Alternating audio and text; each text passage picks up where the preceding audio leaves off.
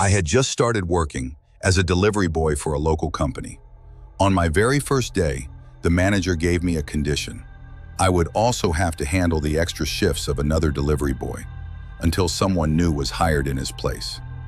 Since it was a brand new job for me, I agreed without asking any questions. At that time, I had no idea what I was getting myself into. On my usual delivery route, the packages were pretty normal. A few here, a few there, nothing overwhelming. But the extra route they had given me, Route 66. In the 10 or 12 days since I had joined, there hadn't been a single delivery assigned to it. Because of that, the workload never felt too heavy. At least, not at first. But that day, fate had other plans. For the first time, I was assigned to Route 66. I had just finished all the deliveries on my regular route. By then, a light drizzle had begun to fall, slowing me down. It was already late when I finally turned toward the direction of Route 66. After dropping off 2 or 3 packages, only one was left. I entered the address into the map.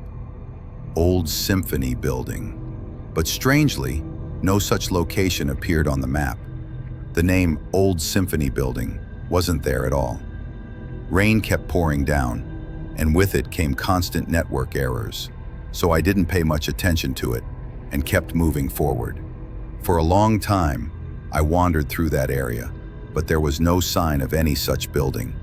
Not a single soul on the road, no vehicles passing by, nothing. Only emptiness and the endless sound of rain falling all around me. As I kept wandering, I suddenly noticed something at the corner of the road. An old rusted signboard, barely standing, covered in moss. And for the first time in over an hour of searching, I finally got a clue about where the Old Symphony building might be. I drove down a narrow road, about 2 or 3 miles deep inside. On both sides, thick trees towered over me. Streetlights stood at intervals, but their glow barely lit the ground beneath them. Then, a turn came, and the road ended. Right in front of me stood the Old Symphony building. With no other construction around it, the building appeared impossibly tall, spreading its shadow across the empty land.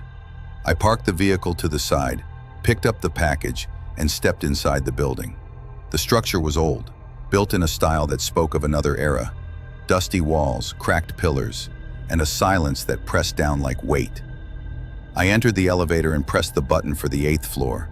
The fragile, rickety lift groaned as it began to move, slowly, creaking upward at a painfully sluggish pace. Glancing once at the package, I pressed the doorbell of the flat in front of me. The walls around were peeling, patches of paint stripped away. Moisture seeped deep into the structure, and the chill inside the building felt colder than the air outside.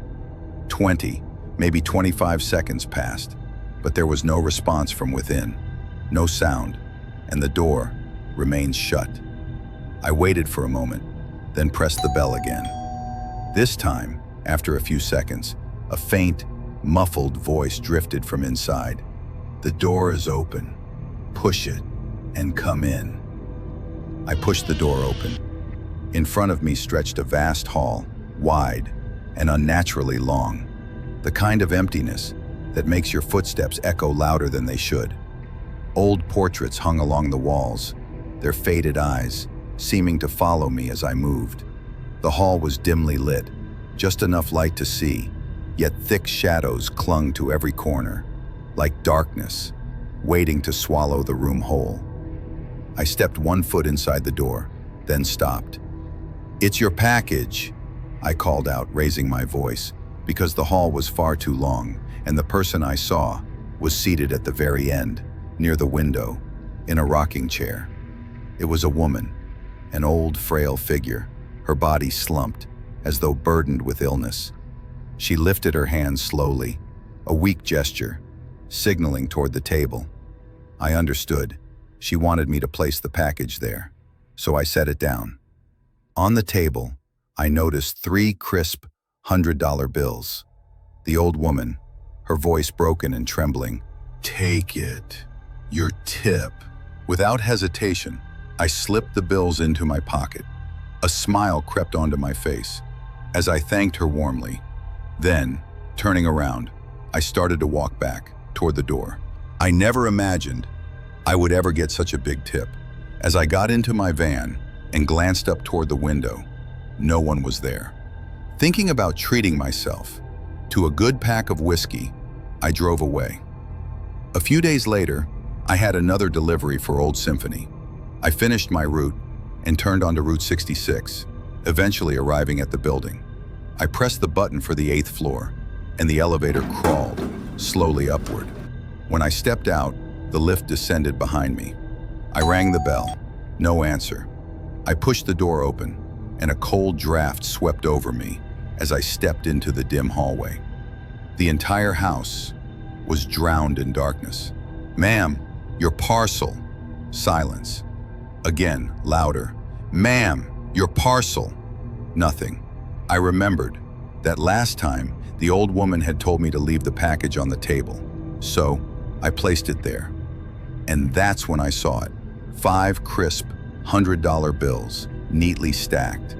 But there was no one to say, "Take your tip." Without thinking too much, I shoved the money into my pocket. That day felt like I'd hit the lottery.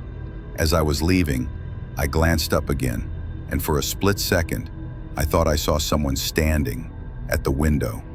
My work was done, so I quickly turned the van around and sped away. That night, I offered a drink to Alvin, an old employee at the company.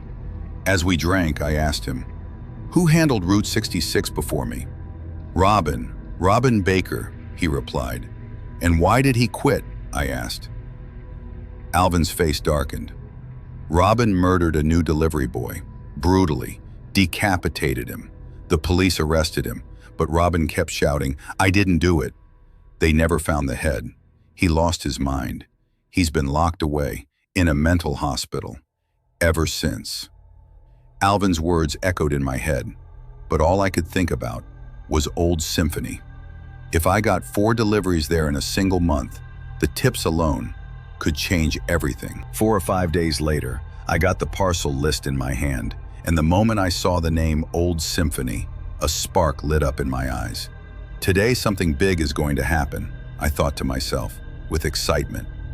Holding the list, I turned back, only to find the manager, standing right in front of me. "Fed, I'm going to cut down your work. From tomorrow, a new delivery boy will take over Route 66. Hearing that, my heart sank. I said nothing, just went and sat inside my delivery van and lit a cigarette. Now Old Symphony was about to slip out of my hands.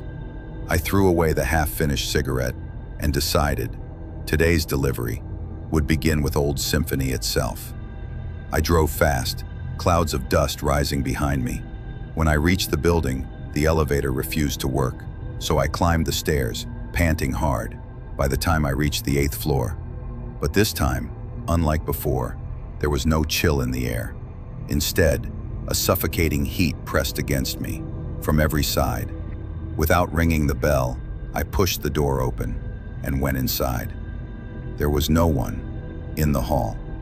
Panting, I sat down on the chair nearby. I placed the parcel near the chair. A few minutes passed. My breathing slowly began to calm down. That's when I heard it. "You came early today." The old woman's trembling voice called out from another room, but she wasn't visible anywhere. My throat went dry. I asked, "Can I get some water?" Whisper voice, old woman. "The kitchen, 3 rooms ahead, fridge, jar inside." I rose and walked toward the kitchen, but as I moved, the distance felt far greater than in any normal house. Darkness, the stench of rot, a suffocating heaviness pressed down on me. It felt like those rooms hadn't seen sunlight or air for decades. Finally, I entered the kitchen. A dining table stood there, and behind it, an old refrigerator. Rusty knives, dishes, containers. Far too many for just one person. I forced the fridge open. A wave of icy vapor burst out. When the mist cleared, I spotted the water jar. Beside it, a wine bottle and pieces of raw meat. I filled a glass and gulped down 2 full servings of ice-cold water. Relief washed over me. As I pushed the jar back, something caught my eye.